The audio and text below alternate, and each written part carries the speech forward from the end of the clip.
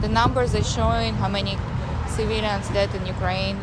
It's not really accurate because like in Kharkiv, there's so many buildings been bombed and nobody's going and collecting people, counting them because it's non-stop bombing. They can't move around. So, but the hospitals, the schools, there's pretty much nothing left from Kharkiv, and people are standing up to fight for their freedom, for their Ukraine, for people, for home, for anything. But it's just information the person was saying to you. It's not true.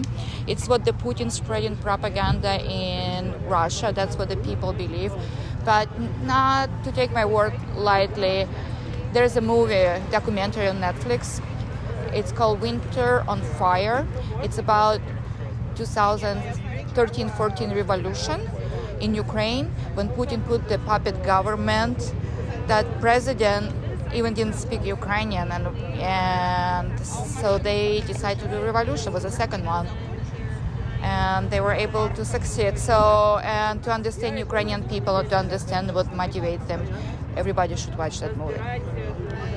Russia wanted to invade Ukraine since 1991. That's what the plan all along. So I don't think there is anything. But if Ukraine would have been in NATO, then I think he would have been afraid.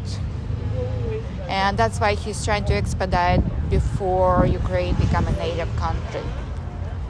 And I think not being a NATO, but at least if they can close the sky like they did in Libya, like in Israel, there's so many countries and they know how to do it. That would help a lot. Putin has no honor. There was green corridor from Mariupol. He promised. And as soon as the people start leaving, he's pretty much start shelling them from artillery. They killing them as they were leaving peacefully. So there's no negotiation with this person. But in Kharkiv, it's really hard because there's no food, no water, no help coming because it's constant bombing. You can move around and nothing coming. So people right now, medication. I mean, it's just really horrible. So I'm just hoping they will stay alive.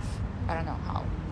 And after hearing what The really scary part is Ukraine has 50 nuclear plants. And plus Chernobyl that is under the dome, and there are constant bombing happening around.